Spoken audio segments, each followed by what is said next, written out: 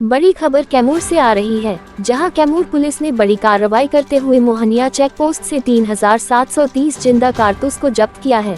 साथ ही 2 तस्कर को भी गिरफ्तार किया है। नालंदा में होनी थी कारतूस का सप्लाई।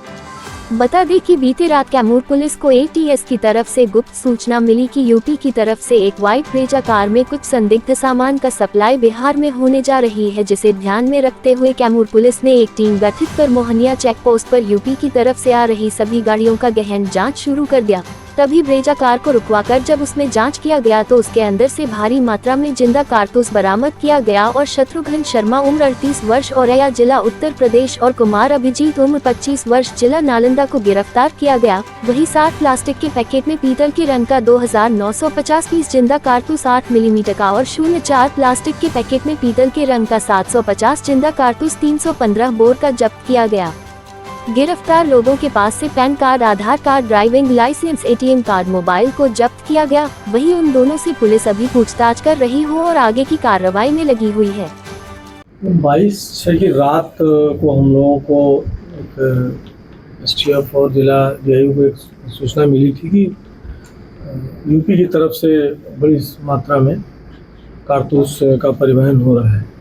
तो इसके बाद संयुक्त रूप से चेक पोस्ट पर लगाई गई।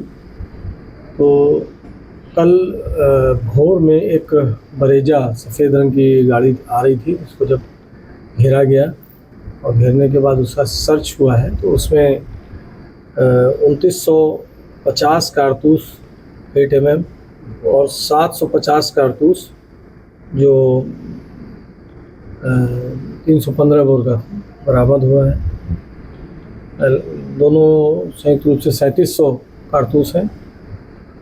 2 व्यक्ति पकड़ाए हैं इसमें, जिसमें से एक यूपी का है और एक नालंदा के रहने वाले हैं।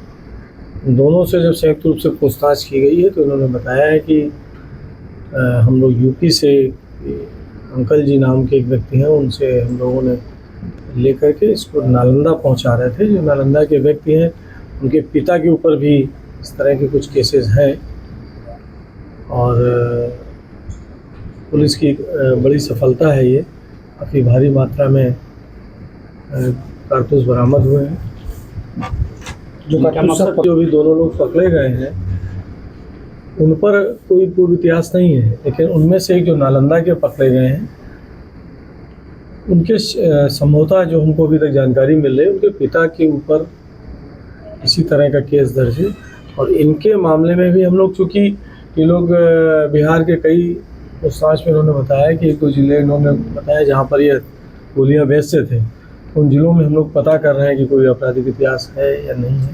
ये जो बता रहे हैं कि यूपी में कानपुर शहर है और जो ये पकड़ाया वो भी औरैया का रहने वाला है। तो इनका कहना है कि कानपुर से ही हम लोग उसको लेकर के नालंदा की तरफ जा रहे थे और इन्होंने कुछ नाम बताए हैं तो नालंदा में और पटना में, जहाँ पर इन्होंने इस गोली की डिलीवरी करनी थी। हम लोग अभी अनुसंधान इस मामले में कर रहे हैं। आपको चीज़ और बता दें कि इनकी गिरफ्तारी के बाद और इन्हीं से प्राप्त सूचना के आधार पर नालंदा में भी गोलियां बरामद हुई हैं। इतनी गोलियां ले जाकर के अवैध रूप से इसको ऊंचे दाम पर बेचते थे और आप तो सर्वविदित है कि गोलियों का इस्तेमाल क्राइम में ही होगा। और अभी हम लोगों को इस बात की भी चिंता है कि निकट भविष्य में विधानसभा चुनाव होने वाले हैं, इसलिए इन सब चीज़ों में, इन चीज़ों पर हम लोग कड़ाई कर रहे हैं कि इनका दुरुपयोग या ये सब चीज़ें इधर ना आने पाए।